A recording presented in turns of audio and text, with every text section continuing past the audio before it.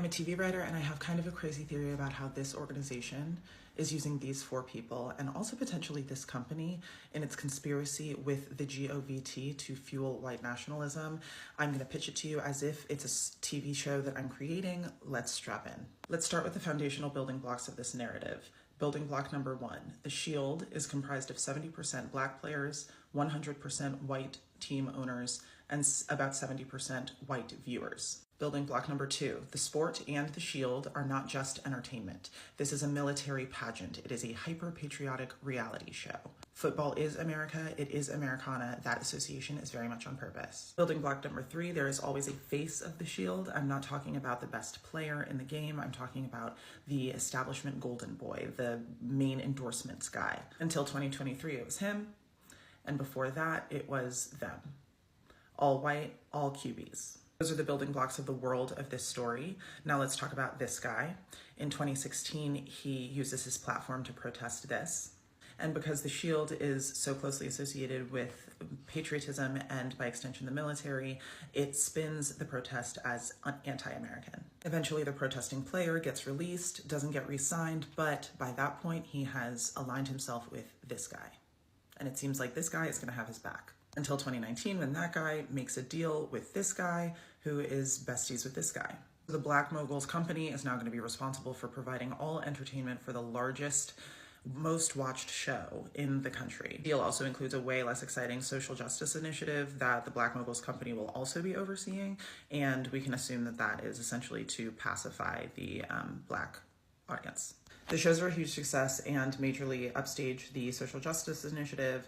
Meanwhile, the player who started the protest completely fades into obscurity and doesn't get to come back to the league. And then it's sort of ironic when the next year the Shield starts painting this on all of its fields. Essentially, it torpedoed the protest, blackballed the person who started it, sent a message to all the other players not to do the same thing, and then co-opted the message. Clock that as an MO. So now let's fast forward to February 2023 when this guy announces his retirement for good this time.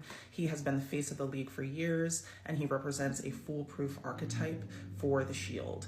Good-looking white player plus famous white wife equals massive brand value. Now that he's officially retiring, the Golden Boy role will be empty and the Shield is going to have to fill it as soon as possible. The annual championship game is a few days later, and it's the first time in Shield history that two brothers have faced off against each other. This is a big deal to hyping up the game, and also it boosts both brothers' public profiles. Now at this point, this guy is widely agreed to be the best player in the game, and he's a QB, so he seems like the perfect fit for the Golden Boy, but one problem, he is not white.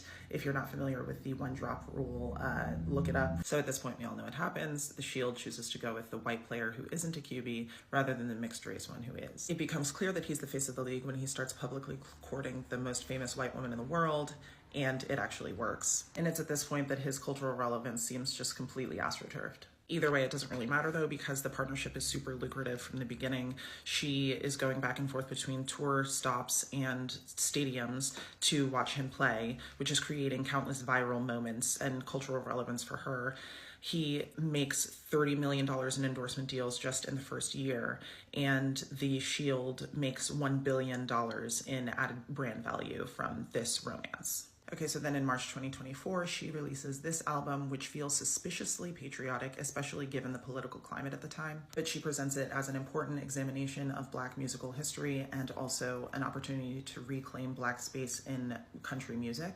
And her fans, by and large, support. So then during the tour, the internet is flooded with images of her fans, who are mostly Black people, wearing Americana looks, American flags, to the music venues, which are by and large football stadiums. That December, she gets a whole halftime show of her own, which has its own marketing campaign and streams live. Y'all, I'm so close to putting this all together, I promise. Thank you for sticking with me. Okay, so now it's August 2025. This brand releases an ad campaign starring an actress, and it is clearly eugenicist and white supremacist propaganda. A couple weeks later, these two announce their engagement, which also happens to coincide with the promotion of a few of their projects, including his collaboration with the aforementioned clothing brand, which had the eugenicist and white supremacist ad. Here's the logo for the brand.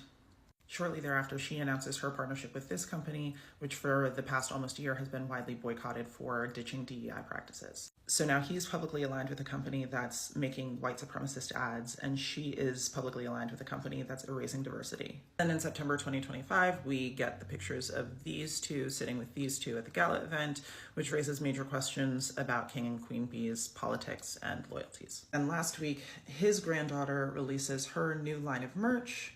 This is the logo. Does that look familiar? Because that is also his exact logo from his partnership with the white supremacist eugenicist ad company. So she is supposedly offered the big 2026 mid-game show. She supposedly turns it down, and it ends up being this guy. Now, something I want you to consider is who is in charge of the entertainment for the show, and whether or not it feels likely that that person would have approached this artist. So now this guy is going to do the show, which seems like a big FU to white America because of everything that's been going on with immigration this year. But I actually think it could be darker than that when you remember the Shield's proven track record of silencing protest and then co-opting it. This is an artist who just a few months ago was very publicly protesting the United States by refusing to bring any of his tour stops here. A final piece of the puzzle, she releases this album last week. It is filled with racial dog whistles and tradwife/conservative propaganda. Okay, so that's the backstory, world, and characters of our show. Let's get into the season 1 story. So one of the most important things that I need to establish for the audience is how intertwined the Shield is with the government. The Shield is essentially the government's main propaganda arm. And because of that, we'll see how important it is for the Shield to maintain a white face, because the sport is America.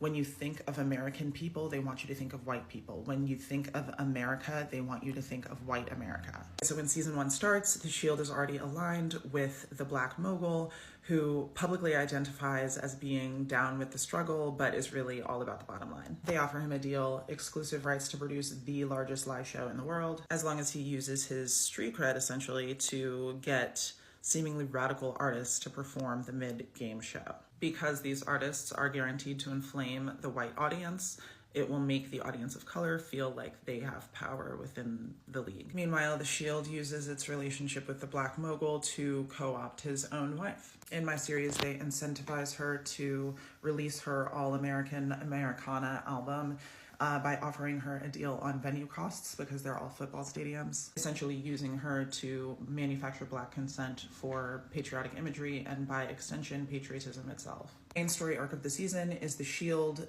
trying to identify and then install a new prince, Golden Boy, face of the league, someone who represents their push towards the alt-right.